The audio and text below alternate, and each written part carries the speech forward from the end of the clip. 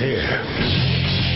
Now, broadcasting from the underground command post, deep in the bowels of a hidden bunker, somewhere under the brick and steel of a nondescript building, we've once again made contact with our leader, Mark Levin. Hello, everybody. Mark Levin here. Our number, 877-381-3811, 877-381-3811. Let's get cut one ready, Mr. Producer. I want you to listen to this. This is not getting that much attention on network TV. None. Cable TV, almost none. But I think it's a big deal. Evelyn Farkas was Deputy Assistant Secretary at the Pentagon for Barack Obama. And she's on with Mika Brzezinski on the Morning Schmo Show. Cut one, go. You actually knew about this attempt to get and preserve information, and full transparency, we're doing some work yourself. Tell us about that. Well, I was urging my former colleagues and frankly speaking, the people on the Hill. It was more actually aimed at telling the Hill people, get as much information as you can, get as much intelligence as you can before President Obama leaves the administration, because I had a fear that somehow that information would disappear with the senior people who left. So it would be hidden away in the bureaucracy, that the Trump folks, if they found out how we knew what we knew about the Trump staff's dealing with Russians, that they would try to compromise those sources and methods, meaning we would no longer have access to that intelligence. So I became very worried because not enough was coming out into the open, and I knew that there was more. We have very good intelligence on Russia. So then I had talked to some of my former colleagues, and I knew that they were trying to also help get information to the Hill. A lot going on today. Yeah. Mark, that's why you have the leaking. Exactly. People are worried. Good Lord, ladies and gentlemen. These are at least some fingerprints. Now let's break this down. So it would be hidden away in the bureaucracy that the Trump folks, if they found out how we knew what we knew about the Trump staff's dealing with Russians, that they would try to compromise those sources and methods, meaning we would no longer have access to that intelligence. So I became very worried because not enough was coming out into the open, and I knew there was more. We have very good intelligence on Russia. So then I had talked to some of my former colleagues, that's in the Obama administration, and knew that they were trying to also help get the information to the Hill. Now, a couple things have been verified here by this witness. Fact is, she's more than a witness. She's a perpetrator. What do we have here? They have intelligence information, they said, on the staff, the Trump staff's dealings with Russians. I'm quoting this. That they would try to compromise those sources and methods. So they had sources, they had methods, they had intelligence information on Trump staff's quote-unquote dealings with Russians. She's a Deputy Assistant Secretary at Defense. Let me explain to you what that means. A Deputy Assistant Secretary is a senior executive position. It is a political appointee. Not a civil servant, a political appointee who reports to an assistant secretary. Now, it's not even a ultra-senior political appointee. It's not a presidential appointee. So even though she is a senior executive political appointee at the Pentagon, I know this. I used to handle presidential personnel as an associate director to President Reagan for some of the departments and agencies. So I want you to listen to this. This is important. You have a senior executive political appointee who is really mid-tier in terms of hierarchy at the Defense Department. She had access to sources and methods, she said. She had access to the intelligence, she said. She wanted it shared and tried to get it shared with members of Congress on the Hill. She talked to some of her former colleagues. Former colleagues, meaning they were out of office, I take it at this point. I knew they were trying to also help get the information to the Hill. This is a smoking gun. Not in every particular, but in enough particulars. Evelyn Farkas needs to be a witness in front of the House and Senate Intelligence Committees. She also needs to be interviewed by the Federal Bureau of Investigation. And I'm sure the press will stalk her. Now, I want to play this one more time because this is being swept under the rug by the statist Praetorian Guard media. This is a big deal. This is a big deal. Right, Jake Tapper? Right, Brian Ross? Morning Schmo sitting there. Too busy looking in the mirror to even understand what just happened on his own damn show. Let's play it again. Cut one, go.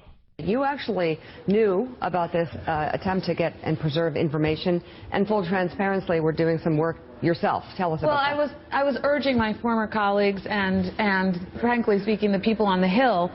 It was more actually aimed at telling the Hill people, get as much information as you can, get as much intelligence as you can before President Obama leaves the administration, because I had a fear that somehow that information would disappear with the senior people who left. So it would be hidden away in the bureaucracy, that the Trump folks, if they found out how we knew what we knew about the Trump staff dealing with Russians, that they would try to compromise those sources and methods, meaning we would no longer have access to that intelligence. So I became very worried because not enough was coming out into the open, and I knew that there was more. We have very good intelligence on Russia. So then I had talked to some of my former colleagues, and I knew that they were trying to also help get information to the Hill. A lot going on today. Yeah. Mark, that's why you have the leaking. Exactly. People are worried. This is amazing to me. Is it not amazing to you, Mr. Producer? This is stunning to me. This is an Obama administration official. This is everything I've said. And we also know, again, this has nothing to do with Nunes and what was revealed to him, which is a big deal, too. Ladies and gentlemen, do we or do we not need to get to the bottom of the Obama administration's use of intelligence agencies and the intelligence apparatus in the federal government and the use of the intelligence information? This lady can't take it upon herself to reveal information. But look at the information she had. One more time, she worked at the Defense Department. As I understand it, Deputy Assistant Secretary. Not at the NSA, not at the FBI. So the information had been circulating in the lower tiers of the Obama administration, which means it was also circulating at the higher tiers of the Obama administration. She also knew that some of her former colleagues had the information, and she knew they were trying to get the information out. This is stunning. On national TV, now I understand 4 people watch the Morning Schmo, and I'm not one of them. 4 people watch the Morning Schmo, but here we have it. Thanks to my buddy Brian at Right Scoop, who alerted me to this.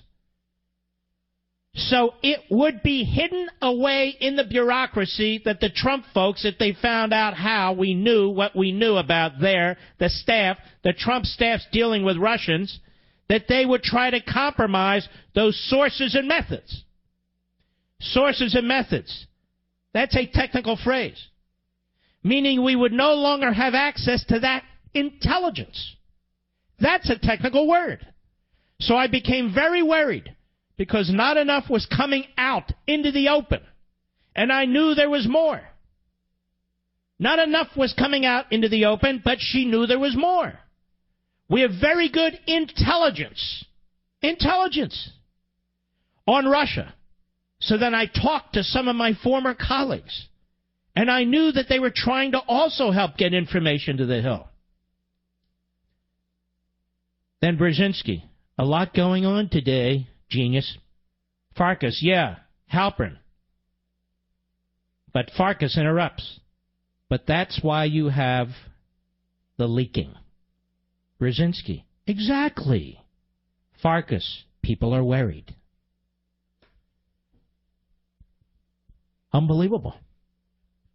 Unbelievable. Now, I know the Praetorian Guard status media will circle the wagons and pretend this is a non-story. Or they'll circle the wagons and they'll start their textualist reading of the transcript, which, of course, they will never apply to the Constitution. But they will spin, they will twist, then they will attack me. But I don't care. We're going to get to the bottom of this one way or another. And now we know. Evelyn Farkas, look at this. Obama Deputy Assistant Secretary, I believe, at the Defense Department. Oh, that's not a smoking gun, you know. And go look at the Senate. They know how to work. Did you see the press conference today? Oh, that's Senator Burr and Senator Warren. Look how they got along. They're just swell. Really? We learned nothing from those two knuckleheads. Not a damn thing. We're very busy working. We're not going to leave any crack unlooked at, or something to that effect, Burr says. Well, this is really quite revealing, ladies and gentlemen. This is a big deal, regardless of what the media think and the Praetorian Guard. This is a big deal. I'll be right back. Mark Levin.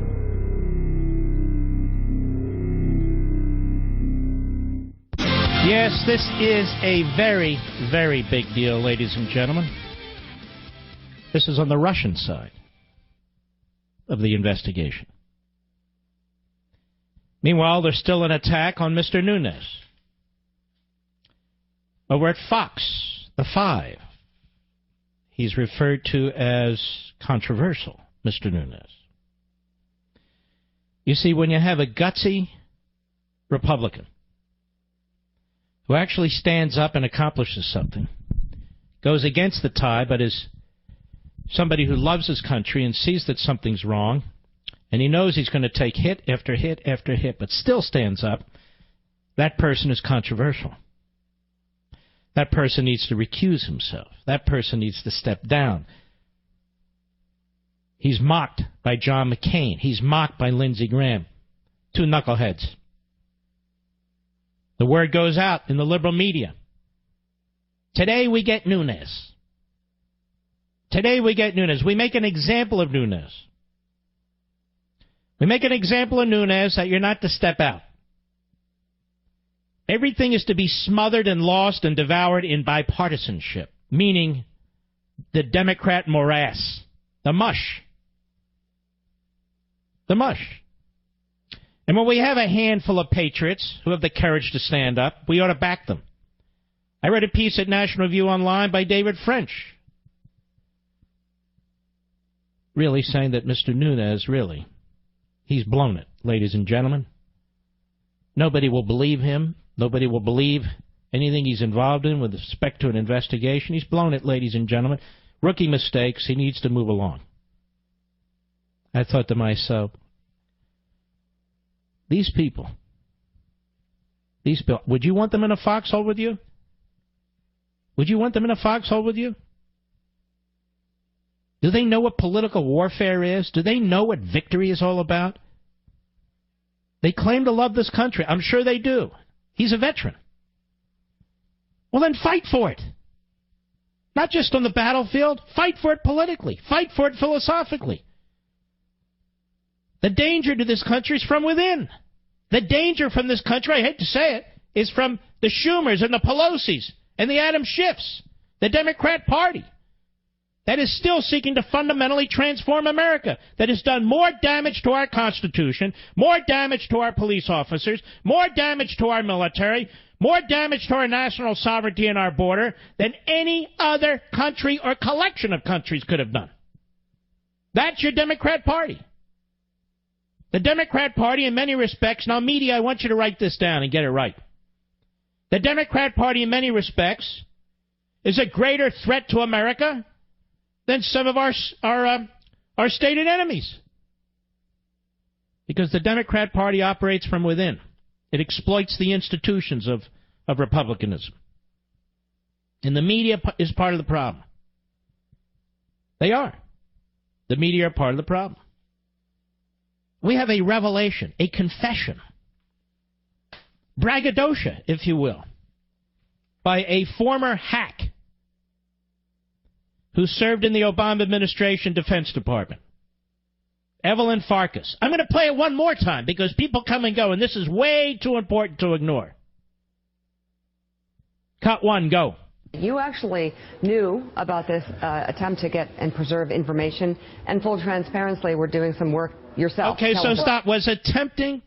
You about people who were attempting to get and transmit this information. To preserve the information, you actually knew about this attempt. Yes, she did. She's one of them. Go ahead. I was urging my former colleagues and frankly speaking, the people on the Hill.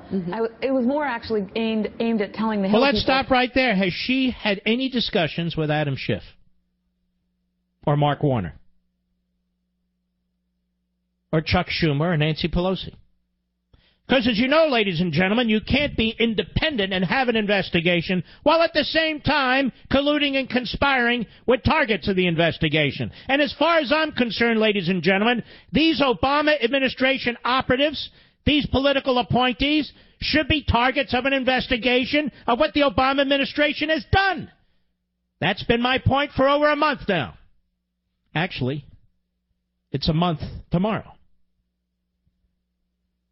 When you put the headlines and the stories of the media together, you can see the leaks coming out of the Obama administration. The leaks coming out of the Obama administration. The intelligence techniques. Go ahead.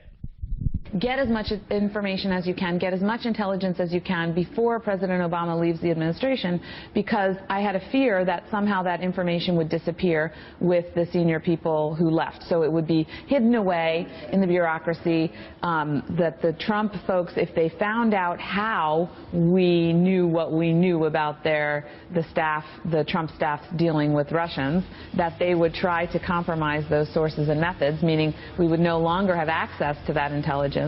So I became very worried because not enough was coming out into the open, and I knew that there was more. We have very good intelligence on Russia. So then I had talked to some of my former colleagues, and I knew that they were trying to also help get information. Bingo, bingo, bingo, bingo. I'll be right back.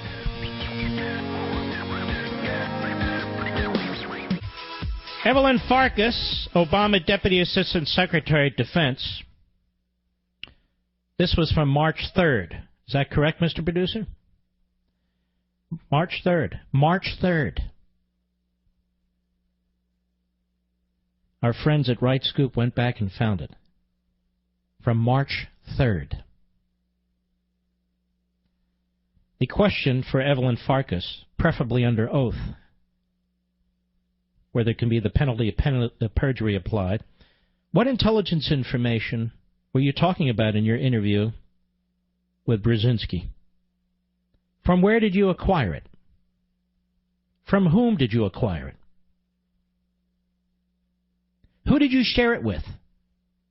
Who are these former colleagues who knew the same information and whom you urged to also help get the information out to the Hill? Who are the Obama officials who had access to this quote-unquote intelligence information? I would like to know if Adam Schiff or any of the Democrats on the House Intelligence Committee. I would like to know if Mark Warner or any of the Democrats on the Senate Intelligence Committee. I would like to know if any of the Democrat leadership, Schumer and Pelosi among others, were contacted by former Obama administration officials or at the time actual Obama administration officials with quote-unquote intelligence information. As Ms. Farkas says, they were trying to get the information to the Hill, and that she had talked to some of her former colleagues who knew this information, and they were trying to help get information to the Hill. Now, ladies and gentlemen, we have the conspiracy. Not me, not Mr. Nunes. Now we have the conspiracy. Now we have it, Mr. Tapper, Mr. Stetzer, whatever the hell your name is. The Morning Schmo and all the other blowhards. Now we have the conspiracy. That's from March 3rd on MSNBC. No wonder nobody knew about it until now, because nobody watches that stupid Carbon Footprint. March 3rd. What's today? The 29th. The 29th. Pretty incredible, don't you think, ladies and gentlemen? I know they're investigating the Russians. Investigate away. Mr. Nunes is onto something as well. Investigate away. Now, investigate the Obama administration. Now we have something. Ms. Farkas, the Deputy Assistant Secretary. We have her. Ladies and gentlemen, do you think the Republicans will seize on this, or do you think the Democrats will pull out John McCain and Lindsey Graham to attack this information, this confession, this braggadocio? This braggadocio. She said, that's why you have the leaking. People are worried. Now, around March 3rd, give or take a day, we were seeing stories in the New York Slimes. Not dissimilar, I might add, from what Ms. Farkas had to say, excuse me, on MSNBC. I've got a lot to get to today, but this is important. Instead, we're getting, let me broaden this. I don't mean to upset the people who supported Trump in the Republican primaries. I don't mean to upset the people who love Paul Ryan and Mitch McConnell. I don't mean to upset the donors to the Republican Party and blah, blah, blah, blah. But ladies and gentlemen, what I'm hearing is that the Democrats are winning when it comes to Capitol Hill. And the Democrats are winning when it comes to Obamacare. The Democrats are winning when it comes to this budget, April 28th. Already the Republicans have walked back damn near everything. Now, we can't fund the wall here. No. Maybe this stupid idea, I paraphrase Susan Collins, we can consider next budget, but not this one. And McConnell's in full agreement. So the bloated spending on the domestic side is going to continue with a Republican Congress and a Republican president and a $1 trillion infrastructure program being pushed hard by certain Republicans in and out of Congress. I've never seen anything like it. And let me help some of my friends out there who consider conservatives purists. I've told you before, if you hear a conservative use the word purist against other conservatives, they're not conservatives. Conservatism isn't about purism. That's a liberal Alinsky-like attack. The purists are the Republican establishment. As Daniel Horowitz wrote today in Conservative Review, they're the purists. They demand absolute conformity to their positions. Once they've issued their bills or issued their edicts or what have you, everybody must line up. Everybody must get in line. They're the purists for big government. They're the purists for deficit spending. They're the purists for massive debt. They're the purists for open borders. They're the purists for this massive bureaucracy. We conservatives rarely get our way. And that's why the country is spiraling out of control. And we see it here on the Intelligence Committee activity with Mr. Nunes, how he's under attack because he's actually doing the right thing. The Democrats, they question the timeline of the Russian probe after Nunes cancels hearings. So they're trying to grab the agenda, and they're the obstructors. They're the ones who want to fundamentally change America. March 3rd.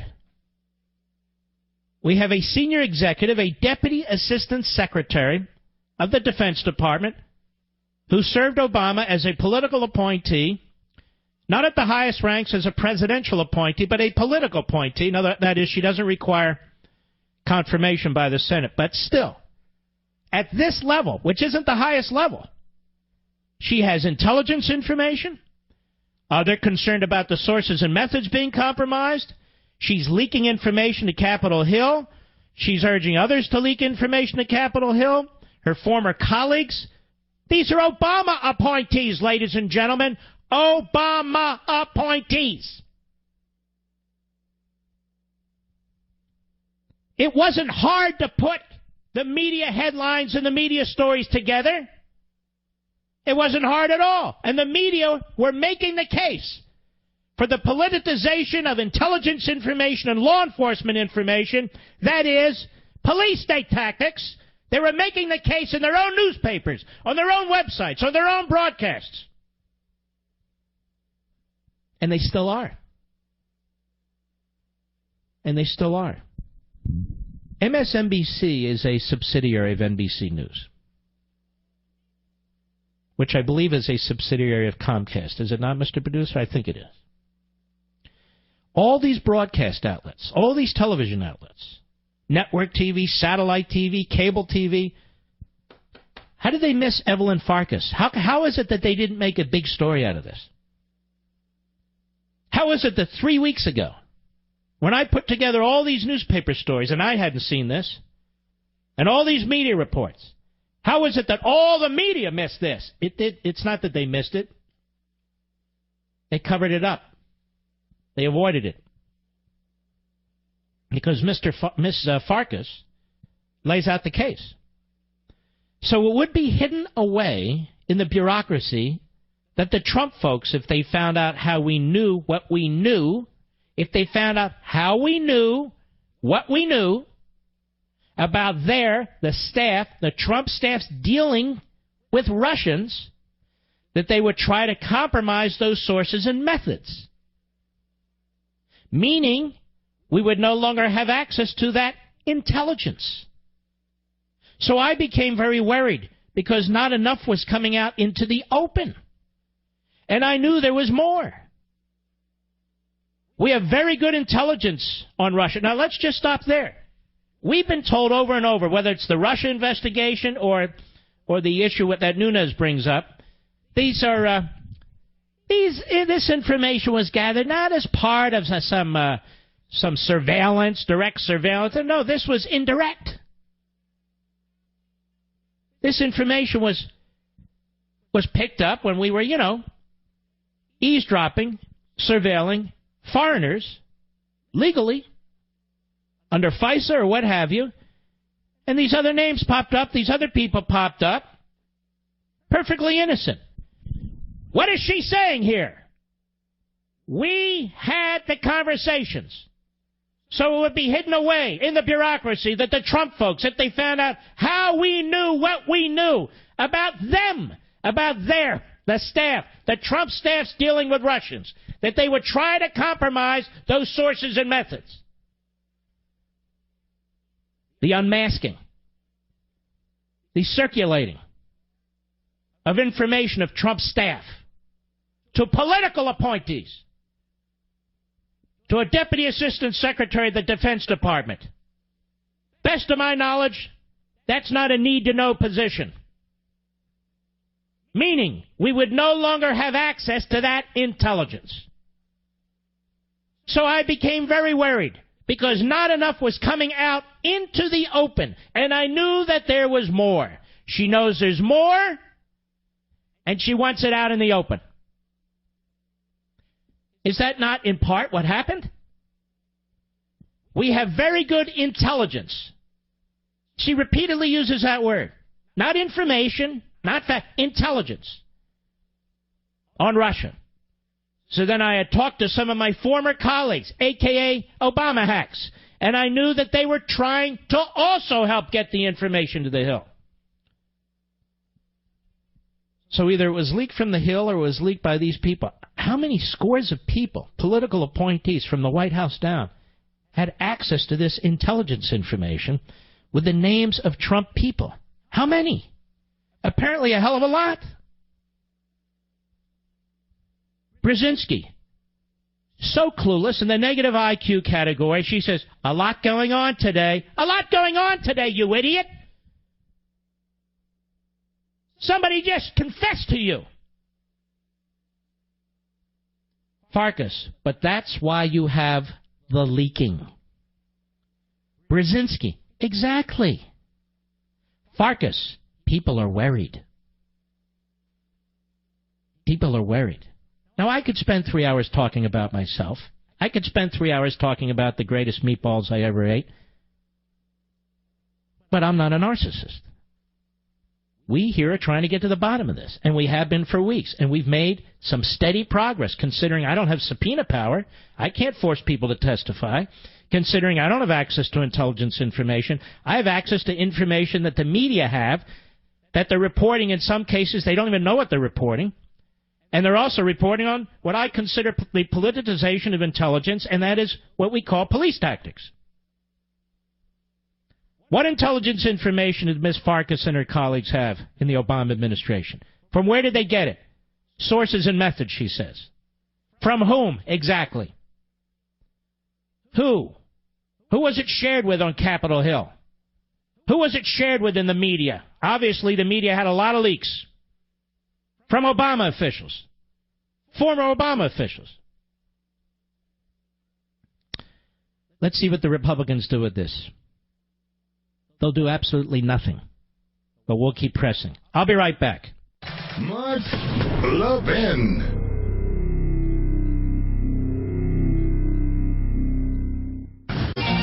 I was just handed more information, ladies and gentlemen, that we're going to get into. I was going to move on, but I'm not moving on yet.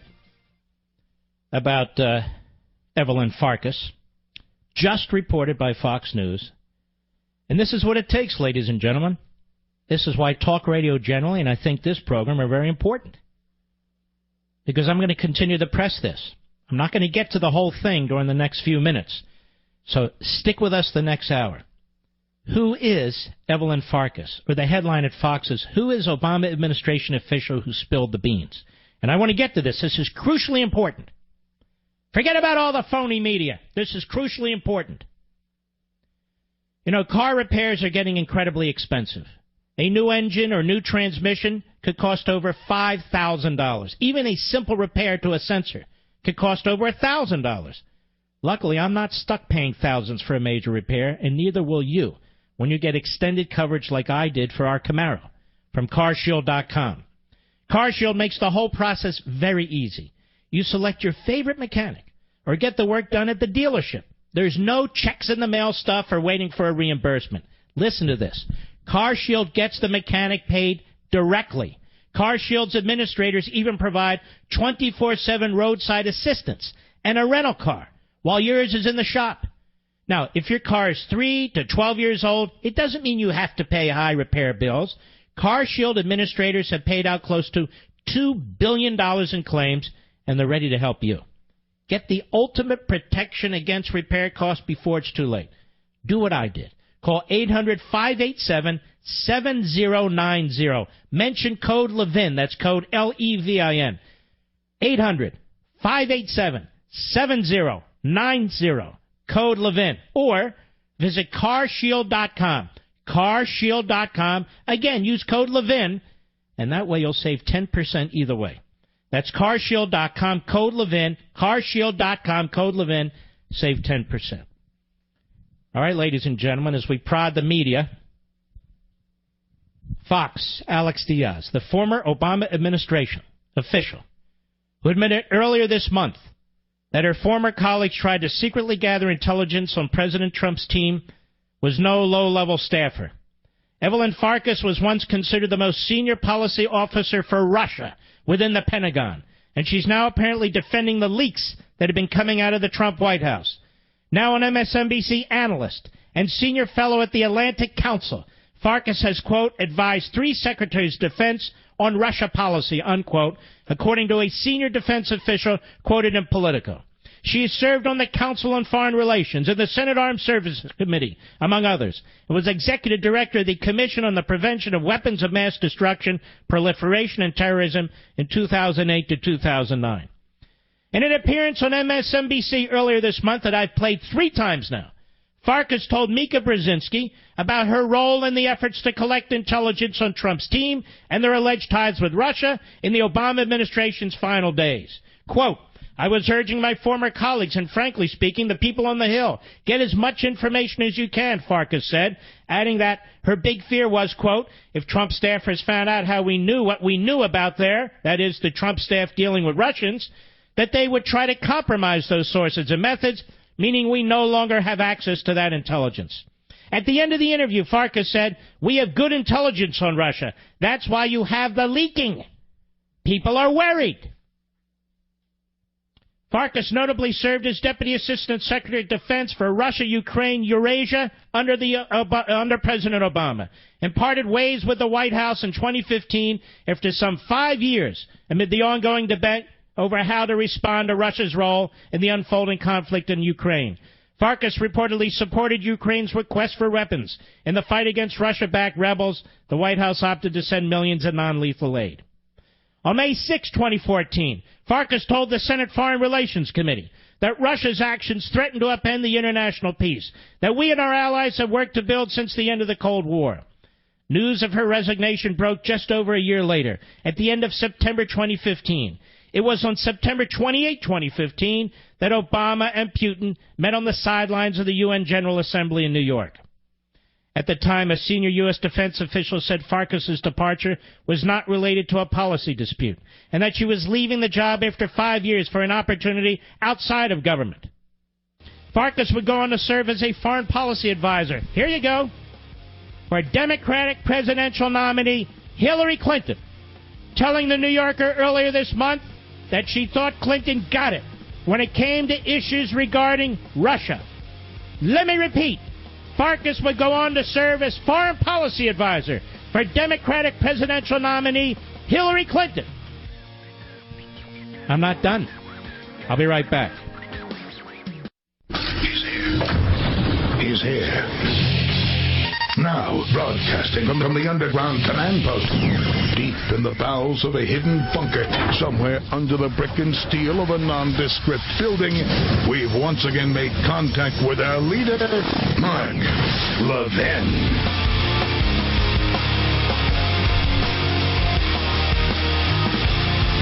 Hello, everybody. Mark Levin here. Our number, 877-381-3811, 877-381-3811.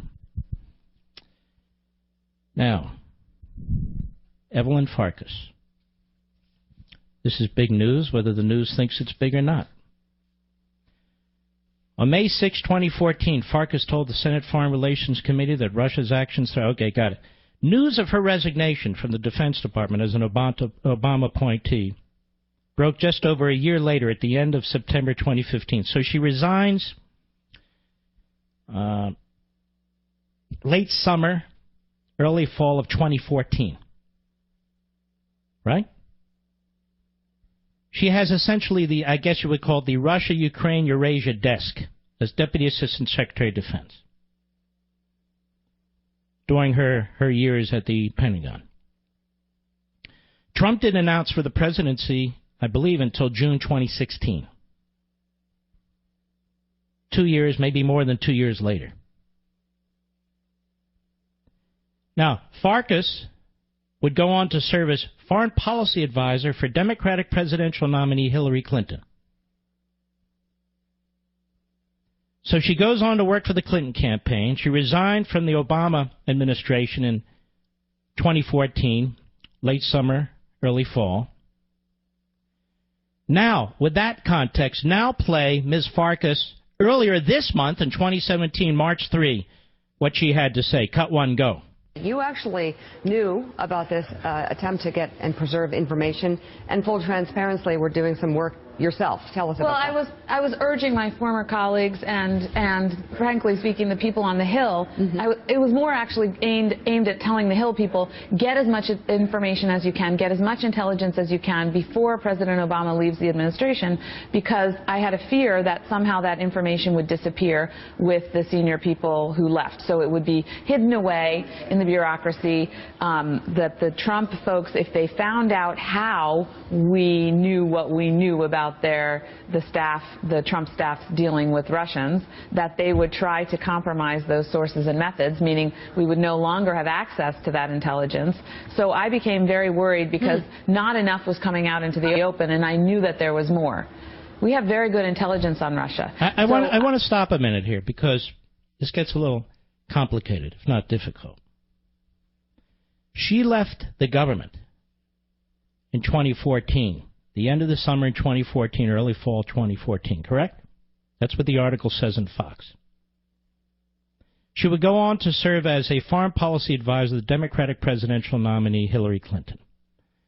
Trump doesn't announce for the presidency until June 2016. Excuse me, 2015. Till June 2015. So she's out of the Pentagon. And out of the official information loop at that point, Trump announces about a year later. So exactly which Trump staff is she talking about? The Trump staff before he became a contender for the Republican nomination? Or was she getting information subsequently when she was not in the government, in the official loop? She says here, so it would be hidden away in the bureaucracy that the Trump folks, if they found out how we knew what we knew about the staff, the Trump staff's dealing with Russians, the Trump's staff dealing with Russians. She says, how we knew. How would she know? Since Trump wasn't even on the radar screen. Trump hadn't even announced for president yet. It would be almost a year until he announces for president. What we knew about the Trump staff's dealing with Russians. That they would try to compromise those sources and methods. Compromise those sources and methods, meaning we would no longer have access to that intelligence. Did she have access to that intelligence? She left the year before. What intelligence did she have access to? What sources and methods is she talking about? So I became very worried because not enough was coming out into the open. Now remember, she worked for Hillary Clinton's campaign. I was getting very worried. Not enough was coming out into the open, and I knew that there was more. How would she know that there's more? When Trump announces almost a year after she leaves the Pentagon, and we're talking about Trump's staff dealing with Russians, quote unquote. And I knew there was more. We had very good intelligence. We had very good intelligence on Russia. So then I had talked to some of my former colleagues, and I knew that they were trying to also help get the information to the Hill. I find this explosive. And I suspect they got information to the Hill. Did they?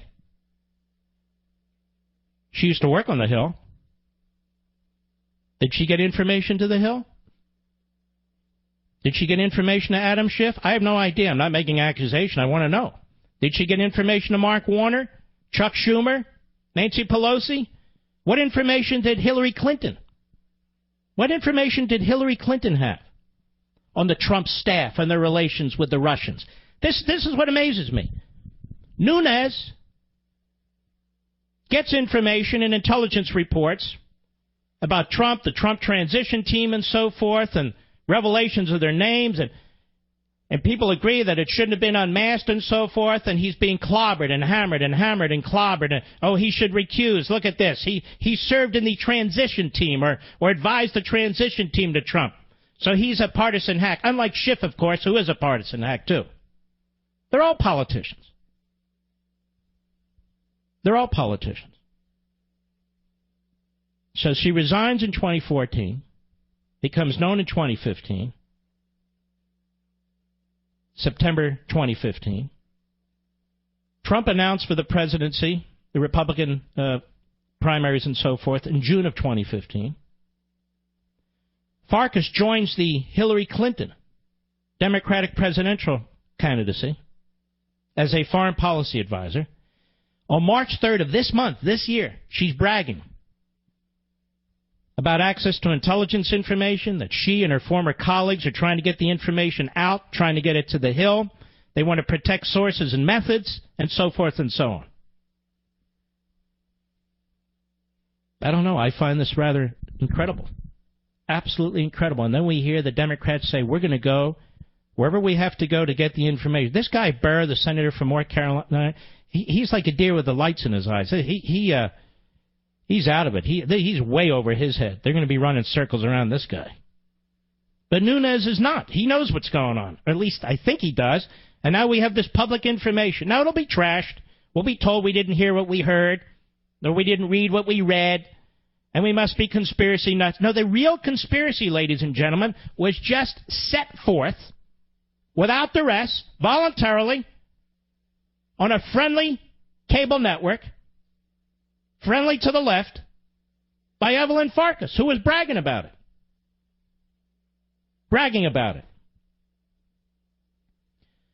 Retired Army Major General, this is from the Fox News report that just came out, William L. Nash, a former commander of U.S. forces in Bosnia who was reportedly known for his bluntness and political acumen, worked with Farkas on the Council on Foreign Relations, speaks highly of his former colleague. In a statement to Fox News, Nash suggested he found Farkas to be a very sound judgment and a high intelligence, and that he believed her opinions to be quite insightful. Nash added that he hopes lawmakers will take advantage of Farkas's expertise and get to the bottom of what he calls the Russian espionage and disinformation campaign in the United States. Well, apparently we had a Russian espionage and disinformation campaign. The question is, what happened during the Obama administration? Farkas has been calling for an independent investigation into the alleged ties between Russia and the president's team for some time. In an interview in February of this year, Farkas suggested, quote, the White House is clearly trying to hide something, or the president would have said on day one that he would support the investigations that began under her predecessor, unquote. On Twitter, Farkas has been tough on House Intel Committee Chairman Devin Nunes, former Trump campaign advisor Paul Manafort. She also appears to support efforts by Senate Democrats to filibuster the Supreme Court nomination of Judge Neil Gorsuch. Bring back filibuster for democracy, quote unquote, Farkas wrote on March 23, the day Senate Minority Leader Chuck Schumer urged the rest of his colleagues to vote no on the nomination. Well, now. Very, very interesting. I'll be right back. Mark Levin.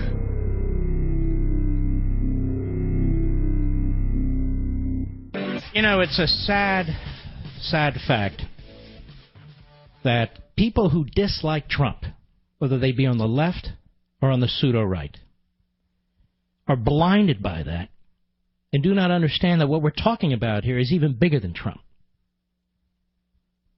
We're talking about an abuse of power. An abuse of power. What is new about this, ladies and gentlemen, is simple. We have a name, we have a person, we have a motive, we have an explanation. Evelyn Farkas is bragging. Now, I assume she's going to back up, walk it back, defend herself, go to her media friends, and this, that, and the other. I don't know if she's guilty of anything. I have no way of knowing if she's guilty of anything. I just played for you what she said. And I gave you some of her background as reported by Fox News. You really have to be a Trump hater, whether a leftist or a pseudo-conservative, to ignore matters that come to the fore with respect to abuse of power. An abuse of power. The one person whose name is always bypassed here is the one whose administration was involved in so much of this, according to media reports over the last many months. The Obama administration. The Obama administration. And so what will happen is they'll look for reasons. They say, well, this doesn't mean anything. You haven't really exposed anything. You haven't done anything. I haven't exposed anything. The idiots on MSNBC did, but they just didn't know it. Mika. Well, there's a lot going on today. There's a lot going on today. Yes, there is a lot going on today. And I find this absolutely remarkable. I really do. I'll take a few of your calls, and then I'm going to move on to some other issues, but this is a front-burner issue. It's not something to be blown off and ignored. Greg, Easton, Pennsylvania, on the Mark Levin app. How are you? Good. How are you, Mark? Very well, thank you. I'm thinking that it's possible that before she left the department, she was involved in intelligence gathering and remembered some of the names on Trump's campaign before they were on his campaign, like Manafort, for example. She said, well, could be. When she heard he was on campaign, she said to herself, my God, that's a guy who was, involved in these intelligence. But we don't even need the guess. Here's what really needs to be done, because she spoke publicly and she's identified herself. What serious investigators would do, whether they're in Congress or elsewhere, is they bring her in, close doors, put her under oath, and depose her. Yeah, exactly. And find out exactly who she was in touch with, exactly what information she had, go right through this interview. What other officials, my former colleagues and I. Okay, what former colleagues? What members of the Hill did you speak to? What members in the media did you speak to? What information? You used the word intelligence more than once. That's a specific word. That's a word of science, not art. So the question is, what intelligence did you have access to? You resigned in 2014. Trump doesn't even announce until June 2015. How would you even have this information? Then maybe you have the right answer, maybe you don't. I don't know. Right. But notice she doesn't say one person. She says Trump staffs. That's plural. Guess is that when she knew that she had this information on Trump, she offered her services to Hillary's campaign at that point. Well, listen, I don't know what happened or how it happened, but she's a hack partisan leftist. There's no question about it. She's trying to get information out. She's trying to get it to the Hill. Maybe she got it to some other people. Maybe she didn't. Was she successful? If she was successful, who did she get it to? This has the potential of really blowing the lid off what the Democrats are trying to do on Capitol Hill right now. And more than that, get to the bottom of exactly what took place in the prior administration. And I don't know why that's such a horrible thing for the media, except that they're the Praetorian Guard media. All right, my friend, I appreciate your call. Thank you. All right, let's go to Bill, Powell, Ohio, the great WTVN. Go. Hey, Mark, I want to thank you for the book Liberty and Tyranny, because that's one of the greatest books I've ever read. I gave it to my son for Christmas. Thank you, sir. But one of the things I want to say is, and I want to ask you this question: what is it about Republicans where they get information like this, and the only thing you hear coming out of there comes from two feckless characters like John McCain and Lindsey Graham rolling over to the Democrats? I mean, we're out here in this country. We can't take much more of this crap, Mark. I mean, I know. Look, people are boiling over. They're furious with this. They're furious with a Republican control of the government, and they can't advance the ball for liberty, for limited government, to get us back to a private-centric health care system. We're sick of it, and we're sick of this, too. All of a sudden, there's an investigation. We have information from this lady, and I'm the third biggest radio host in America, conservative talk radio host in America. I am pounding away at this stuff. And trust me, I pay a price for this, but I don't care. I really don't care. If I were just, if I didn't have a microphone and I were just reading this stuff, I'd be saying the same thing to anybody who would listen. Absolutely. And, the one thing that cracks me up about the Democrats, they're making Sessions recuse himself, But where's the Republican outrage with all this violence that's going on in the country, and demanding that these people, they want Trump to separate himself from the Ku Klux Klan? Why don't we demand that these Democrats separate themselves from Black Lives Matter and on all of these radical? These are separate issues. These are separate. I get your point. Look, the left gets away with it. That's the bottom line. But here we have information. It seems to me, I said yesterday, kind of tongue-in-cheek, but I also kind of mean it, which is this partisan hack, Adam Schiff.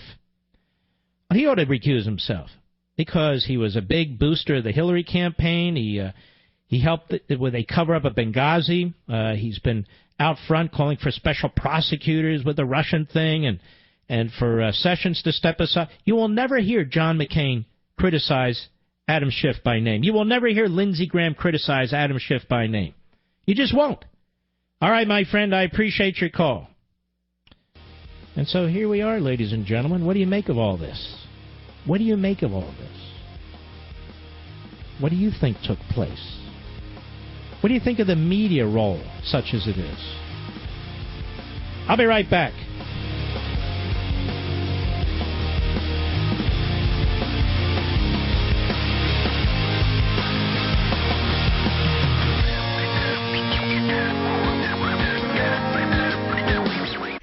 All right. Do you think this is nothing? Or do you think this is something? What do you think? David, Crater Lake, Oregon, the great KAGO. Go. Yes, sir. I think that the commander-in-chief should have a little more on his desk with all this going on. How come there's no leadership going on? That's my question. I'm not following that. Say it again. The commander-in-chief. Should what? Why isn't Donald Trump have more on his desk about all this leaking? He's bleeding from the internal. I don't know, but the information that I revealed is public now, and but you've been doing it for 3 months. They've been leaking for. He's not controlling the reins. He doesn't have the bull by the horns. It's his you raise an interesting point, which is this, in my view. You see the guy coming in as chairman of the Democrat National Committee? You see how he wiped out the entire staff? Did you see that? Yes, sir. These Democrats know how to do this stuff, don't they? Yes, they do. They're throwing mud every day, and it's ridiculous. So why hasn't the Trump administration tracked down every single Obama holdover or Democrat holdover and kicked their asses out of office? That's my exact question, sir. Well, I don't know. I love Liberty and Tyranny. You did a beautiful job. Thank you. Thank you. You're going to love Rediscovering Americanism, too, which I actually believe is my best book. But thank you very much. I appreciate it. All right. I'm aware of this. Here we go. In 2016, imposter fraud surpassed identity theft as the #1 reported fraud case. In these scams, criminals use the phone instead of email. Posing as debt collectors or government workers, they call and try to trick you into revealing your personal and financial data. The government never makes demands by phone for payment. If a call appears suspicious, then it is. Don't provide details about yourself. Hang up and report the suspicious activity. Now, folks, identity theft is America's fastest-growing crime. It happens when thieves use your information to pretend that they're you. They can buy things on your credit or liquidate your bank accounts. LifeLock scans hundreds of millions of transactions every second. If they detect your information, they send you an alert. This is why I have LifeLock. This is why my parents have LifeLock. If you have a problem, a U.S.-based agent will work to fix it. Free credit monitoring only alerts you to changes in credit. No one can prevent all identity theft or monitor all transactions at all businesses. But LifeLock is absolutely the best identity theft protection available anywhere. You see all the data breaches. You see the data breaches with government, in political parties, in corporations, and so forth. Well, you're targeted too. When they hit these retail chains, these massive retail chains, they're going after your credit card numbers. Go to lifelock.com, lifelock.com, or call 1-800-LIFELOCK, 1-800-LIFELOCK. Make sure you use promo code Levin. That's Levin. That way, you'll get 10% off your LifeLock membership. 1-800-LIFELOCK, promo code Levin, Levin, or visit lifelock.com, promo code Levin. Get your 10% right now. It's the best way to protect yourselves, ladies and gentlemen, your identity. And it's a big deal these days, since so much is done on the Internet and through digital and so forth and so on. All right, do you think this is a nothing burger? You think this is a serious matter? PT, Las Vegas, Nevada, the great K-Don, KDWN, go. Yeah, Mark, I'm really suspect of these rhinos that really called Trump out in the election. I look at them on the Senate Armed Services Committee, the House Armed Service Committee, the HIPSI and the SIPSI.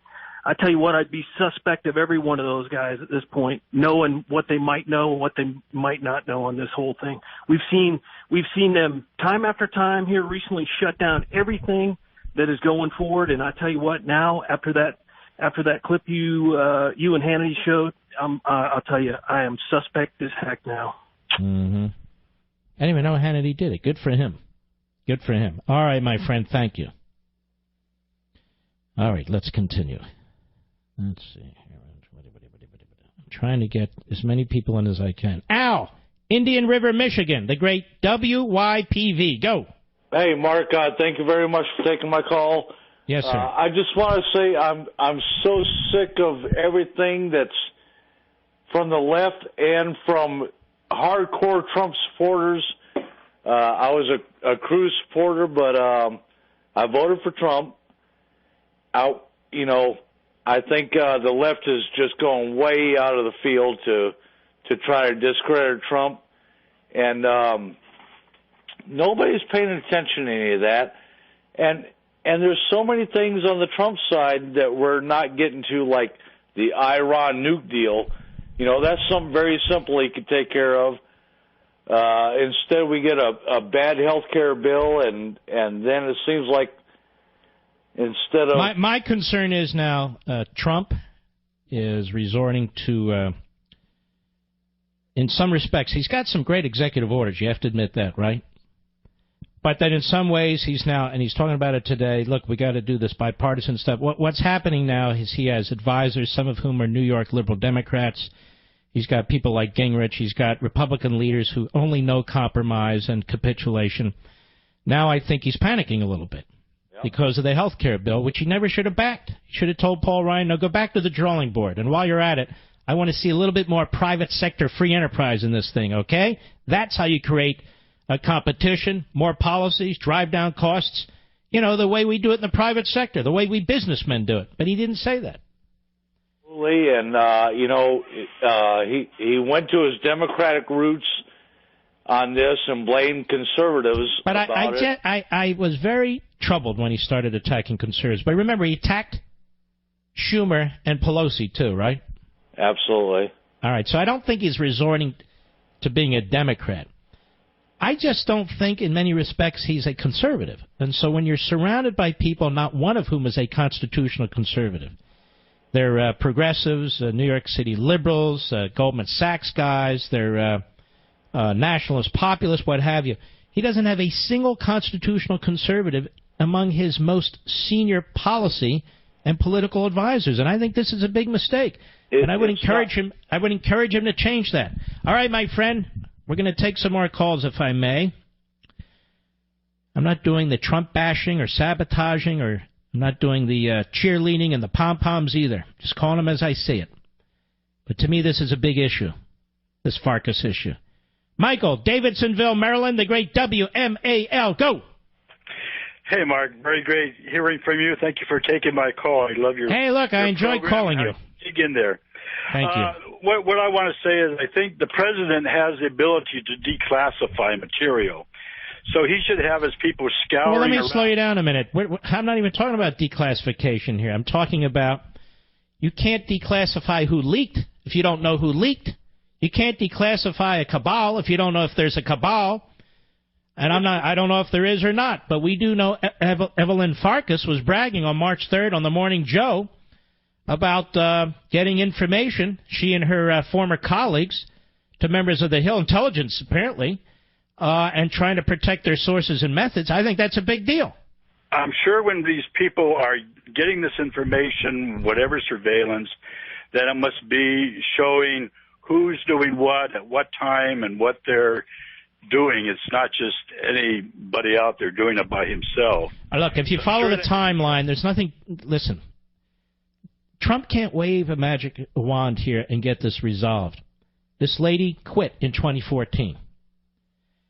In 2015, she joins. In 2015, it's learned that she quit in 2014. Trump becomes a presidential candidate in June 2015. You got to follow the timeline because there's nothing Trump can reveal. There's no intelligence information that he can put out that would change this. It's time that people who are supposed to be responsible for these investigations step up. Now, those damn Republicans control the Senate and the House. Instead of trashing Nunes, who's the one damn guy doing a good job here, they ought to follow his lead. Now, somebody needs to depose this lady under oath. Find out what she knows.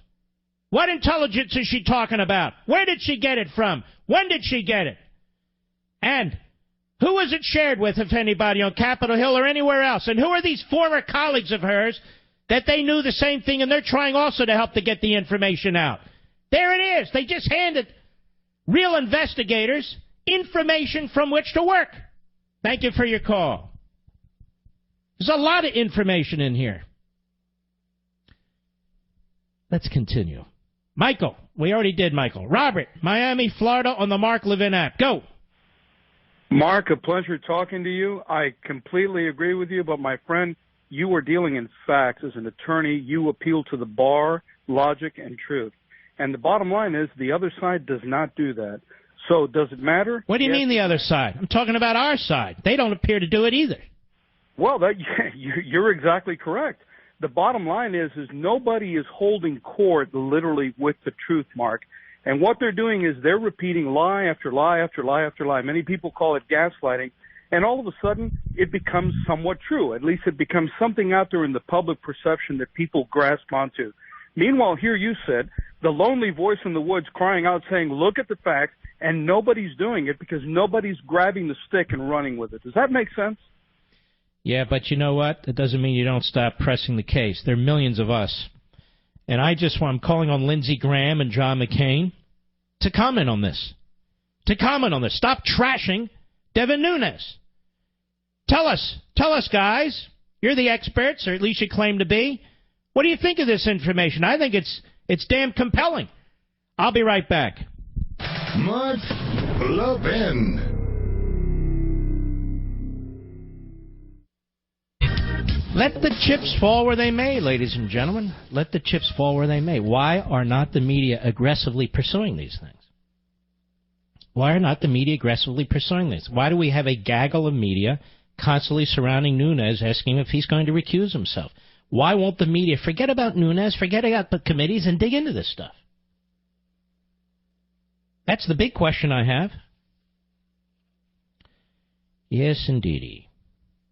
You know, have you guys heard me, you've heard me talking about the United States Concealed Carry Association, right?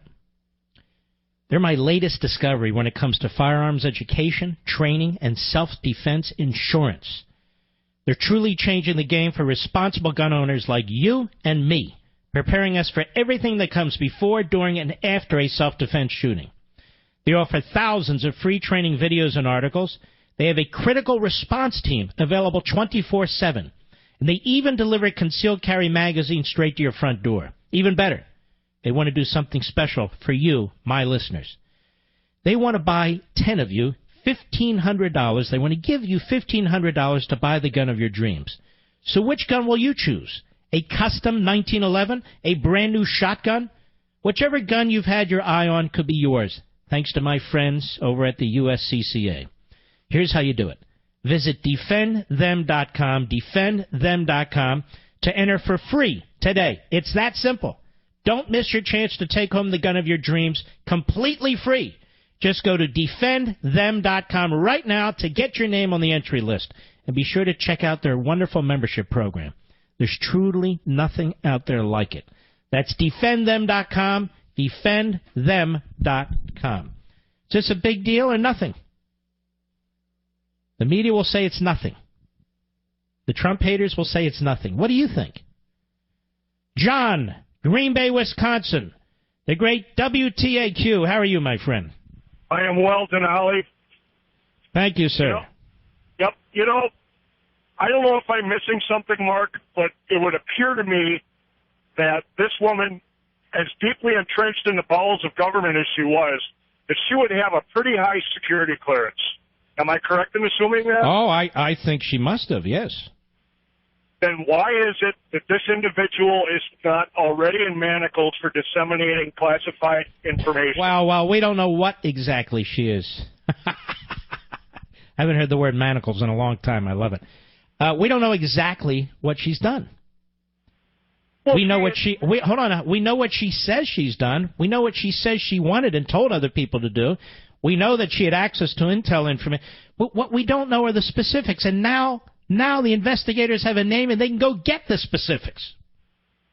This has been out for nearly a month, Mark. Why has it not already been done? It's been out, but nobody noticed. Because it's on MSNBC. Nobody notices MSNBC. Am I right about that? Donald Trump watches NBC. He has told us he has. All right, listen, I got it. But now it's out there. Everybody knows. I got 8 million listeners. That doesn't even include digital and satellite and so forth. Now it's out there. All right, John. What kind of stuff do you haul, John? Well, we've talked before. I haul calcium chloride in the glass-making process. That's right. Very good. Yep. All right, man. You be safe out there. God bless you. John, Fayetteville, North Carolina, the great WFNC. Go. Mark, I believe this is a big deal. As a Iraq War vet, did 7 years in the Army. A lot of good friends who put their lives on the line, their families sacrifice so that our country can be successful in what we're doing around the world. And it disgusts me to hear our civilian sector employees for the government mishandling information intentionally like this for political motives.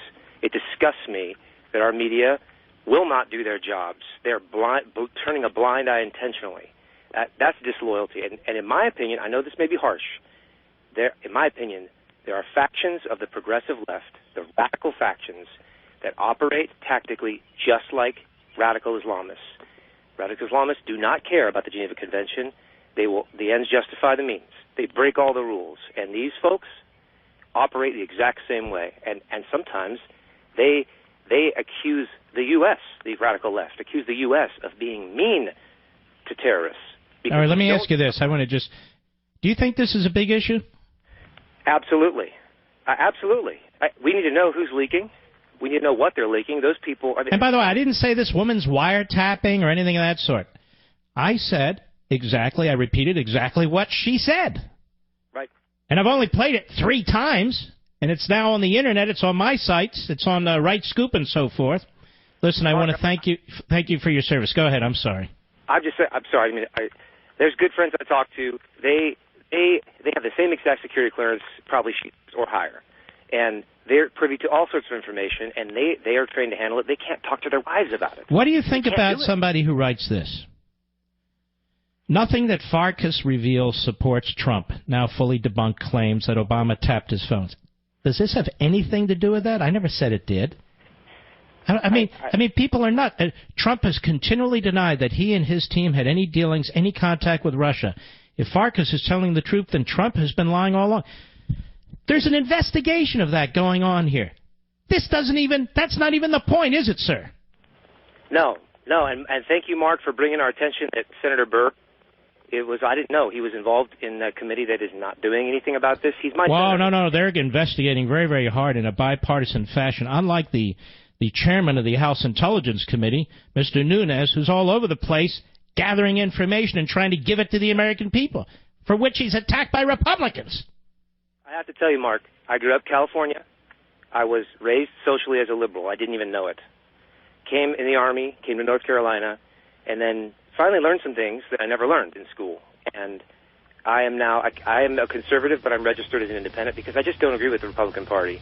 But for the first time in my life, after listening to your show today, I'm going to call I've never called the senator. I've never contacted him, but I'm going to complain to Senator Burr. He needs to stand up. You should tell Mr. Burr Farkas needs to be a witness. She needs to be deposed under oath, and they need to find out exactly what she knows. Thank you for your service, my friend. We'll be right back.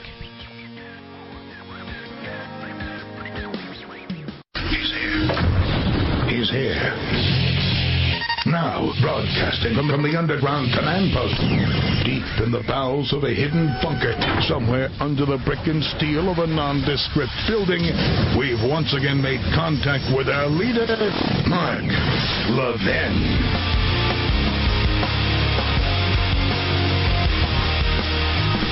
Hello, everybody. Mark Levin here. Our number, 877-381-3811. 877-381-3811. Bernie Sanders is getting excited. Oh, yes, Bernie Sanders getting very excited about the administration's position on infrastructure and drug prices. Let's hear what he had to say today on MSLSD. Cut 5, go. The president, during his campaign, rightfully pointed out that we pay the highest prices in the world for prescription drugs, that the drug companies are ripping us off every single day, and that we should lower drug prices. I have introduced, and other people have introduced, very serious legislation. All right, let's stop. I get so sick of these Marxist buffoons who think this is Venezuela or North Korea or whatever. This man who hasn't created a thing to improve the lifestyle of a single American. Just a windbag. Specifically, which drug is priced in a way as to rip us off? I want to give us a little lesson tonight. After this program, I want you to go on Google. And I want you to Google what it takes to bring one prescription drug to the public, to the consumer. The investment, the federal regulations, the slip and fall lawyers. I want you to take a look at this, seriously. I'm all about substance here. I'm all about the why. The why. Not the what, the why. Why do drugs cost what they cost?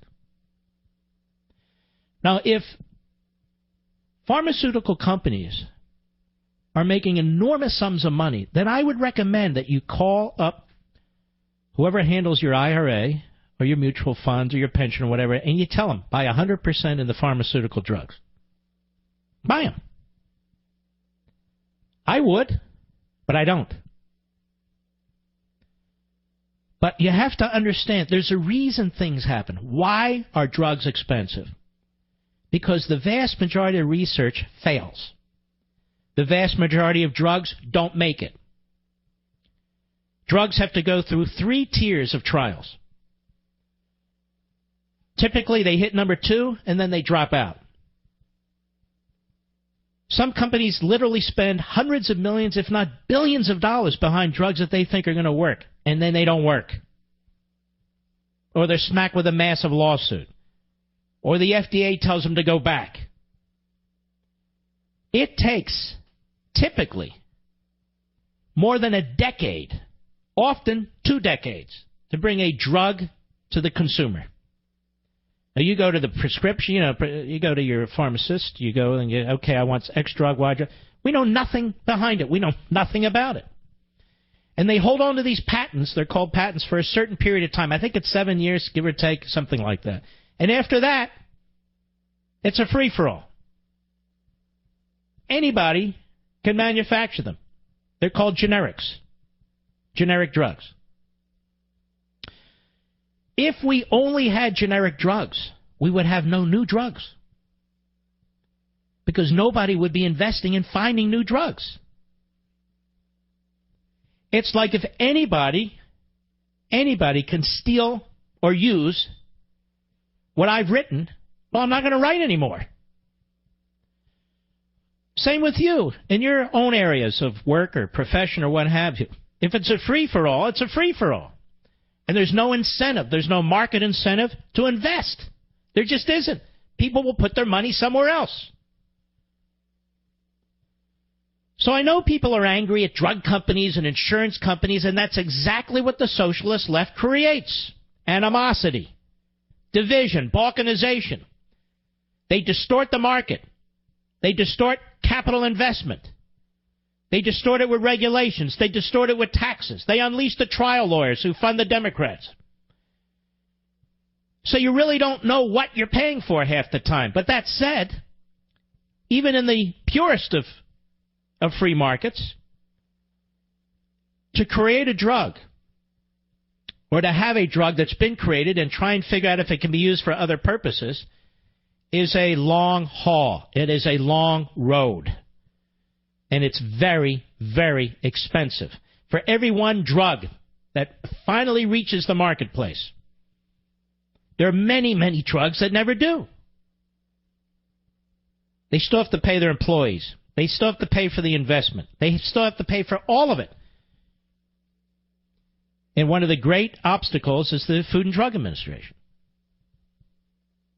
And the massive requirements there. I'll give you another example. There are people with very, very unique or rare diseases. There are diseases in this country. You can Google this too. Some people, maybe there's 2,000 people that have a particular disease. Maybe there's 10,000 people who have a particular disease. To develop a drug to try and address a disease that affects such a tiny fraction of a percentage of the population is not profitable.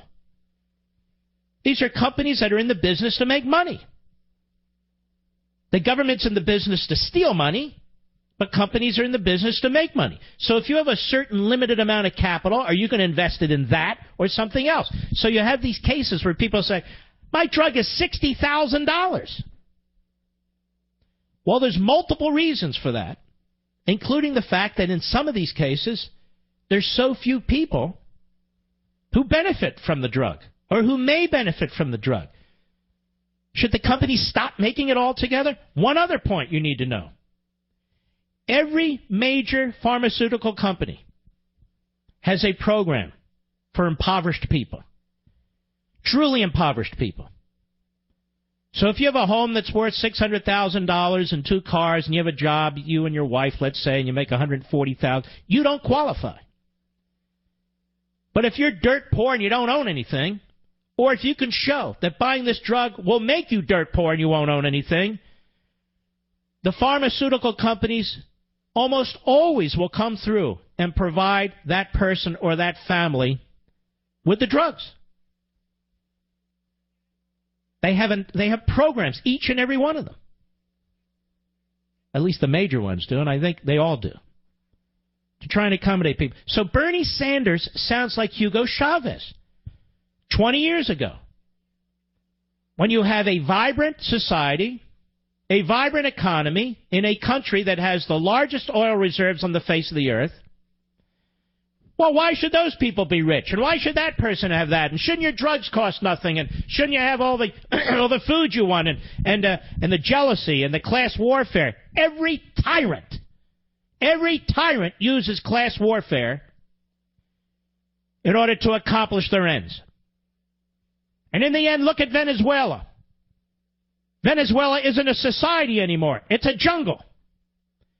People starving to death. People walking. I hope you saw Levin TV, or do see Levin TV this week, where we have a documentary we play, thanks to our friends at IJ. Guy walking down the street with a club, looking for dogs, pigeons, cats, to kill and eat, walking down the streets of Venezuela. Venezuela now has the highest crime rate in the world. In the entire world. This used to be a civilized, fairly democratic country with a real economy, with a real middle class. There is no middle class anymore in Venezuela. None. The most oil reserves in the world, and now one of the most destitute countries in the world. This is where the Bernie Sanders paradise takes us. It destroys capitalism, and capitalism is the only economic system that provides the most goods, the most benefits to the most people. Even in socialist societies, that is quasi-socialist societies, it is capitalism that keeps them afloat. What's left of it? Not the socialism. How many more human experiments do we need? How many more countries do we need that are destroyed from within to prove the point? To prove the point. How many of you go to work so a massive amount of what you earn can be given to somebody else? And so what happens is, human nature, people stop producing. People stop working. People stop investing. Government gets increasingly more powerful, more violent, more centralized, and you run out of basic goods. In Venezuela, you cannot get food for the most part. In America, I'm on the air at 8:15 p.m. Eastern Time. You can go out right now to any grocery store, any supermarket, any mini-mart, any 7-Eleven, and buy whatever the hell you want. Never before in human history was that possible. People in this country, at the lowest level, live better than kings and queens 200, 300, 400 years ago, with access to electricity, to clean water. All you do is turn on the spigot. You have clean water, cold water, hot water. Hit a switch, you have electricity. Communism didn't give us this. Socialism didn't give us this. Government didn't give us this. Capitalism gave us this, and more particularly the Industrial Revolution. which, of course, we're supposed to hate because some super wealthy men came out of that because they created things that the vast majority of the people they wanted. And by the way, you know what else the Industrial Revolution created? The vast middle class in America that exists today. The vast middle class. So now, with some perspective, let's go back to Bernie Sanders and cut 5, Mr. Producer. Go. The president, during his campaign, rightfully pointed out that we pay the highest prices in the world for prescription drugs, that the drug companies are ripping off every single... No, what's happening there? I can't stand this man. He's such a serial, disgusting liar. We have more patents in this country across the board, but more medical patents than any multiple countries combined in the rest of the world. So it's our companies that make these investments. That is, American consumers and investors that are developing these drugs. And what happens in a lot of these countries is they steal the patents. And they make generic drugs. They steal them. Or they alter them in such a slight way as to claim that, oh, well, we're not violating the patent. Why doesn't he say, but for America, but for the genius of American business? Most of these drugs wouldn't even exist. And I find it interesting that the socialists and the nationalists pick which industries they trash and which industries they want to uphold. They want to drive up the cost of steel, and they want to drive down the cost of medicine. How about you let us decide, and you stop telling us what to do? And the price will hit what the price hits as a result of the market. How about you do some of that, Bernie Sanders? I'll be right back. Mark Levin.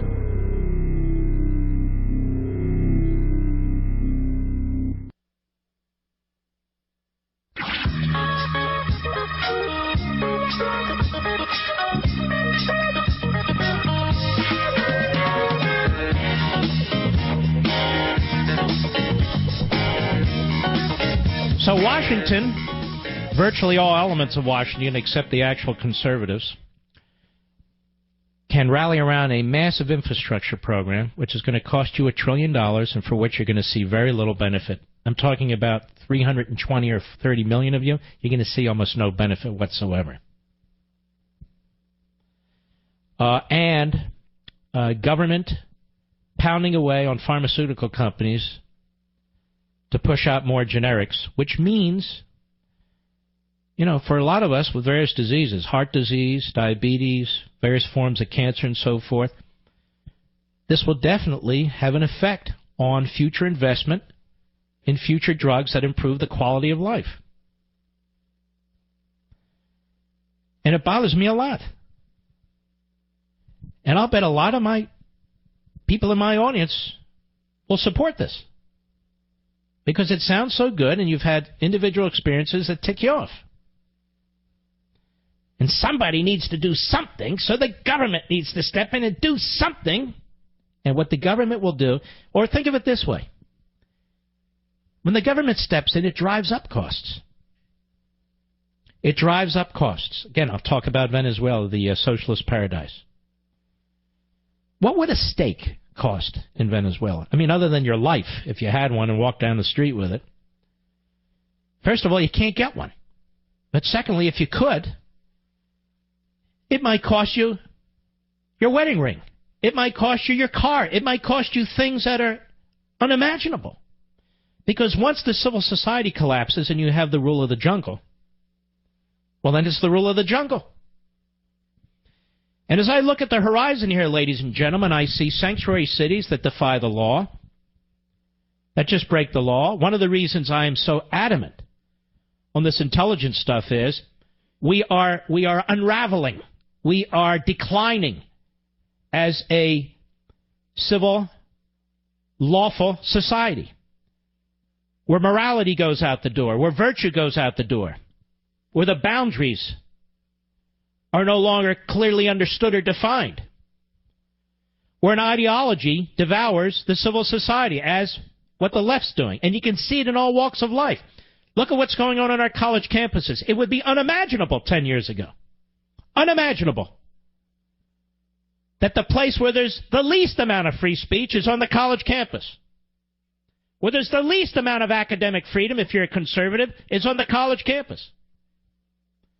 So now we have these sort of tyrannical fiefdoms, these despotic fiefdoms that you and I subsidize, several thousand of them, called colleges and universities. Not all of them, but too damn many of them. Then you look at the economy. We have conservatives and Republicans and nationalists and populists going on and on. Hey, steel should be doing this, coal should be doing this, we should put tariffs on this and protect this and don't protect that and go after the drug companies and Carrier needs to do this. What the hell is this? These people have no more knowledge about the complexities of any of this than anybody else, the socialists or the communists. Why are we parroting them? The case for liberty is a strong case, ladies and gentlemen. It's a strong case to make. And if you make it persuasively and repeatedly and you do it with resolution, you can attract a lot of followers.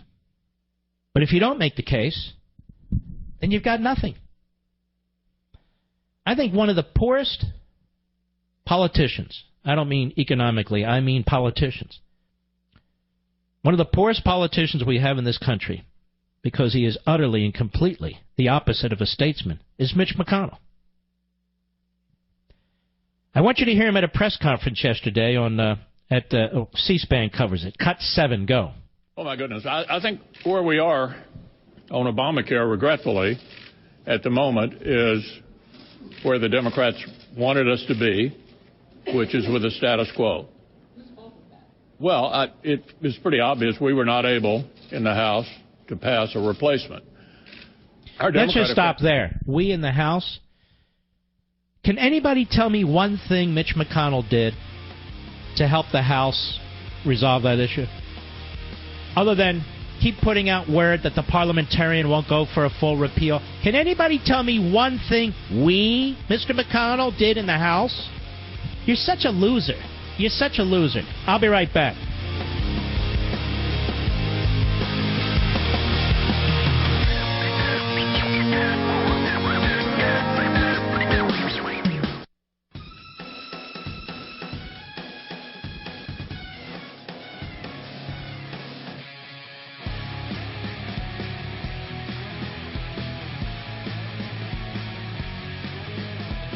Yes, it's true that Mark Levin is the fastest growing radio show in America. The Mark Levin Show is on at 877-381-3811. You know, ladies and gentlemen, I didn't start this program today intending to go where we went, but I think that's what's important about this format. I don't come with any preconceived notions and so forth. Oh, there are times I want to get into a specific issue or philosophy or history, that sort of thing. But it really is a Renaissance format, if you will. And so when something punches you in the nose, well, then, of course, you need to address it. Please, everybody, don't call me with your theories about drug prices. And it's the middleman, it's the pharmacies. It's pointless. There's no point in it.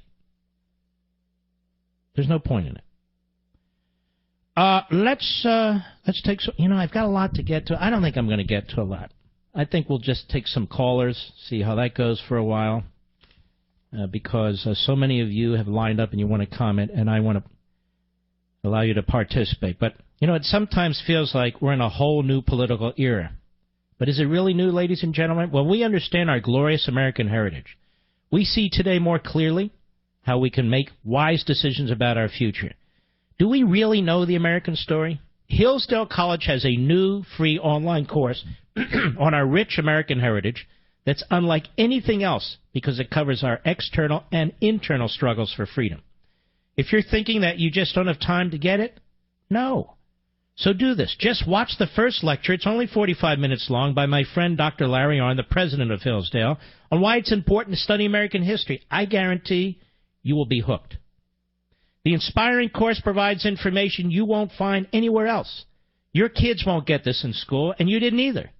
It's available for free to teachers and their classes, too. Just try it. You can access this powerful American Heritage course at levinforhillsdale.com. That's Levin for Hillsdale.com. Now, as always, it's free as part of Hillsdale's mission to help all Americans pursue truth and defend liberty. Levinforhillsdale.com. That's Levin, Levin, for Hillsdale.com. Let us go to Raymond, Silverthorne, Colorado, Sirius Satellite. How are you, sir? Oh, thank you so much, Mark, because I keep making a bad mistake when listening to the Fox News at 3 o'clock, 30 minutes of Russia and Trump, and I'm just about ready to explode. From this lady, she just incriminated herself because she's working for the Hillary campaign, and that's telling that intelligence agencies is communicating with the Hillary campaign. That's don't sound very good. I want to stick with the facts that we have. We don't know that the intelligence groups are.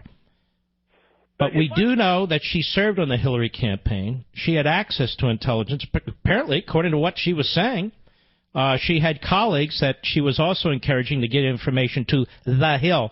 Here's my question to you. If they're giving information to the Hill, first of all, we want to know if they were. Number two, who are they giving it to? Yes. And let me ask you this question. Do you think CNN's going to get on top of this? Nope. Mm-hmm. Yeah, no, I don't either. They'll attack Nunes. They'll think about taking another run at me. I'm actually enjoying my battle with the media, I have to tell you. Yeah. You want to know why? I haven't met a journalist with an IQ above 12 yet. I really haven't. They're long gone. All right, my friend. You take care of yourself. Let's continue, shall we? Jerry, Passaic, New Jersey, the great WABC. Go. Jerry, go. Yeah, Mark, I'm calling about the drug situation. I think the drug companies deserve to make a good profit. It's absolute rubbish. It takes them 20 years to develop, several billions of dollars. See, he went on Google, and he sees what there is, and people will inform themselves. Go ahead. And at best, maybe 1 in 25 or 1 in 50 get the approval. Look what just happened to Eli Lilly. They spent X amount of years, several billions of dollars, and then they basically had a flop. It's nonsense. They have to make money. Look what's happened on the vaccines. They can't make money on vaccines because of the slip-and-fall lawyers. So the pharmaceutical companies aren't making vaccines anymore. And you know what angers me? I held my nose. I was originally for Walker and Cruz, and I voted for him. And basically, it looks like he's making a left turn. Well, he's definitely being encouraged to do it. And I look at there's almost a schizophrenic philosophy in this White House. They really want to slash these regulations. They really want to unleash American business. And then they go on about protectionism and tariffs, and then they say they want to cut government and decentralize it. Then they go on and on about $1 trillion infrastructure spending program. I think what you're seeing here is this struggle between non-conservative ideologies that are surrounding the president, and he says, okay, that on this one we'll go with you, on this one we'll go with you. It's going to be a problem down the road. Thank you for your call, my friend. Great call. Let us go to Walter, Las Vegas, the great KDWN. Go. Hi, Mark. First-time caller, long-time listener. Thank you. Real pleasure, sir. And thank you for the service and everything you do for us. I want to weigh in on this matter of the Senate Intelligence Committee today. I watched the press conference. And what strikes me, Richard Burt says that all the information will be shared with the Gang of Eight, which is McCain, Graham, all the major players in this one. And that strikes me because McCain was the first one who introduced that dossier, revealed that dossier. He admitted it. That he was that's interesting. He's the one that gave it to the FBI. Correct. How he got it.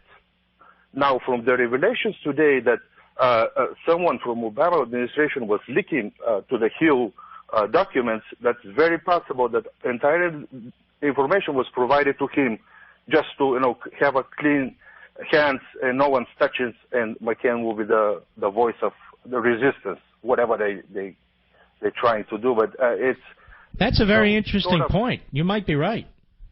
Although that it falls all in places. I mean, now after Nunes started the investigation of the House, Senate jumps in front of it just to cover up. I mean, to gather all the information. They did nothing on Benghazi, Mark. It will be another show for nothing. Long stretch covering, shutting off everything around just to distract us. That's what I think. Very interesting. Well, let's see what happens. Let's hope that something will happen. I don't think John McCain will get to the bottom of anything, or Lindsey Graham either. And I'm wondering about this guy Burr, who has a press conference with what's his name? Has a press conference with Mark Warner, the senator from Virginia, and basically they want everybody to know how lovingly they get along together. I'm not interested in that. I could care less. Thank you for your call, my friend. Excellent call, Walter. Chris, Auburn, Illinois, the great WTAX. Go. Hi, Mark. It's an honor to speak to you. Thank you. I'm retired Navy, and I spent about half my career with a security clearance. Yeah. My question on this Farkas woman? Yes. Yeah, Farkas. If she left the Obama campaign in 2014 and went to the Hillary campaign in 2015, at some point after Hillary... Now, let me slow you down. She left the Obama administration in 2014. I don't know the exact date she joined the Hillary campaign. I don't even think it matters, but that's what happened. Okay. Well, at some point after Hillary became the nominee, she started getting intel briefings. Do you think that she could have gotten this information from sitting in on an intel brief? I think anything's possible until somebody deposes this woman and deposes her under oath, and we get to the bottom of it. I mean, all they need to do is take her public comments on March 3rd of this year on MSNBC with Mika Brzezinski and go through them. Okay, you said this. When you said this, was it true? Okay.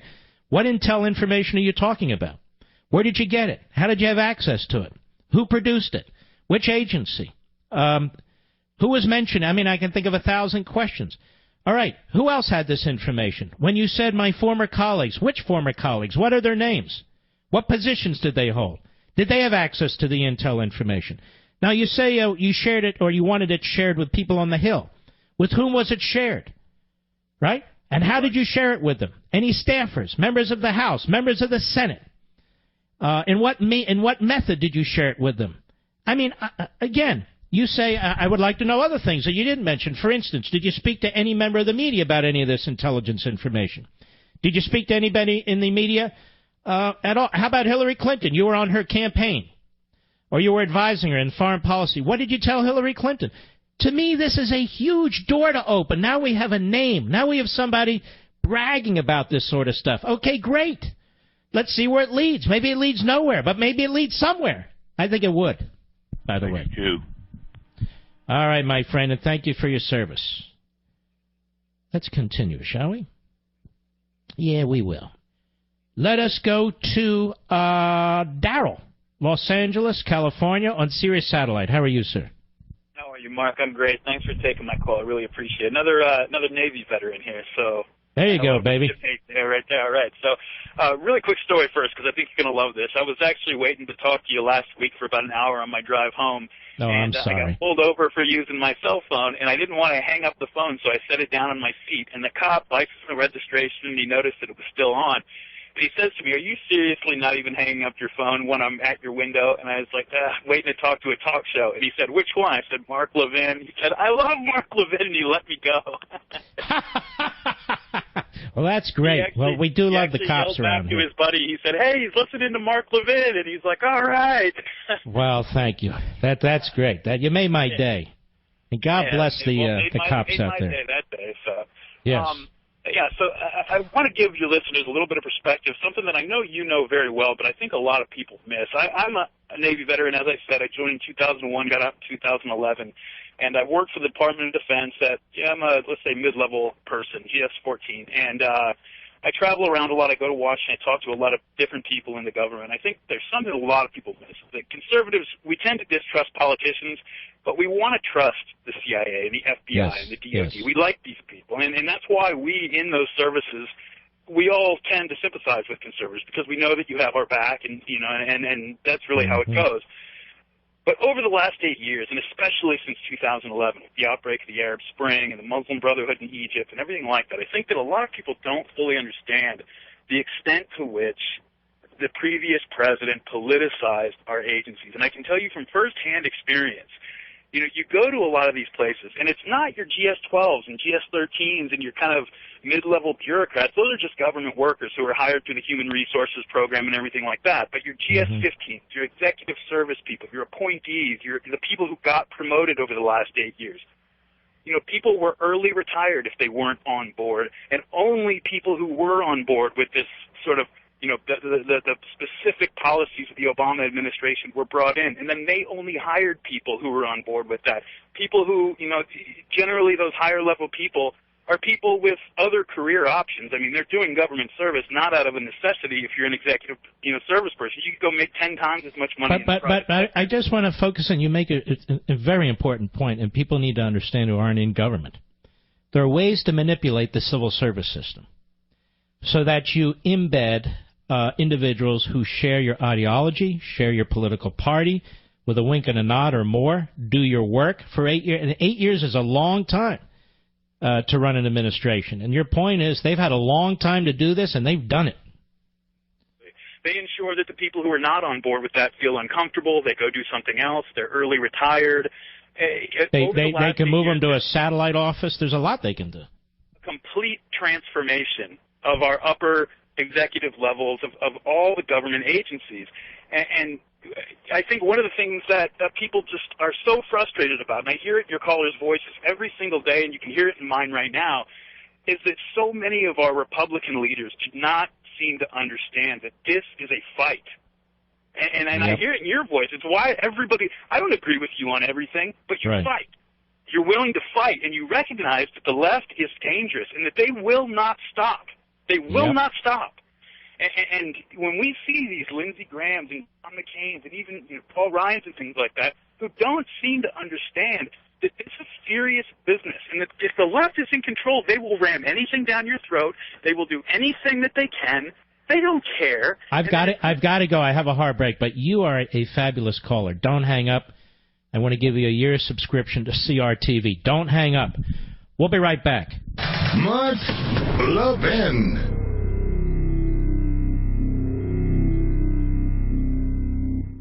I wish this bag under my eye would just go away. Now, if that sounds like you every morning, well, you're not alone. Bags and puffiness under the eyes are a problem for millions of American men and women unless you get Genucel. That's the plant stem cell treatment from Chamonix. Then, ladies and gentlemen, you have no bags and puffiness. Listen to Susan from New Jersey. Here's what she wrote. I've been using Genucel for a couple months. The puffiness around my eyes is gone. Even the crow's feet and small lines have disappeared and haven't come back. I love your product. I use it under my eyes, around my cheekbones, and on my eyelids. Not only Susan, folks. My mother loves Genucel, and I've told you about my buddy Teddy. Teddy, the cardiologist. This guy, he uses it all the time, and he loves it. Every time I see him, he says, I love that Genucel. And he's not the only one. I have other family members and friends, too. So, with its instant effects, you will see results in the first 12 hours or your money back. Listen to this. You will see results in the first 12 hours or your money back. They guarantee it. Call now, and you'll save big on Genucel's spring clearance event.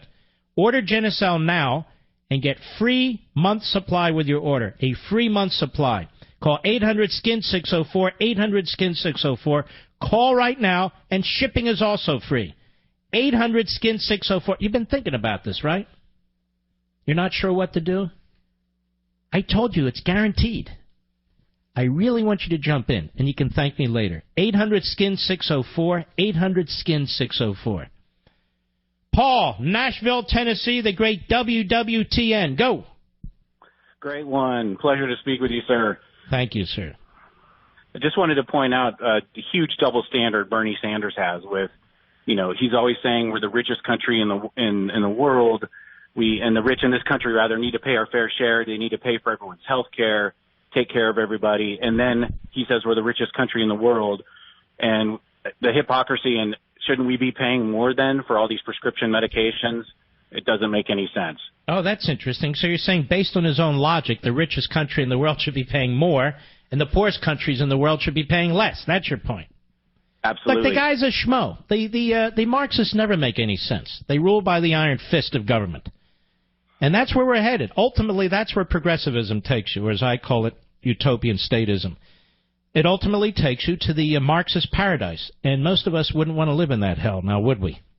Absolutely not. You know, it's not like experimenting on mice or rats. This experiment has actually been performed on human beings in real societies with millions and millions of people. It's taking place right now in Venezuela, in Cuba, in Zimbabwe, in North Korea, and so forth and so on. I mean, it's there to be seen. All right, my friend, I appreciate your call. Let me quickly move. One other. John, Austin, Texas, the Levin app. We're short on time. Go ahead. Yes, Mark, thank you very much for taking my call. You're a great voice for us all. I work for a cardiovascular medical device manufacturer. 13% of our expenses go toward research and development. It takes years for us to get that money back. We need to get those funds returned in order for us to come up with new medical cardiovascular and neuromodulation devices. So the funds have to be recovered in order for us to continue to, do the research and the development. Yeah, it's called basic capitalism, and that's the way it works. And Frank, you keep at it, baby. Cardiovascular, that's near and dear to my heart, so to speak. We salute our armed forces, police officers, firefighters, and emergency personnel, and I salute you, the smartest audience of audiences. God bless you. See you tomorrow, America. Check out Levin TV now, and I'll see you on the radio tomorrow.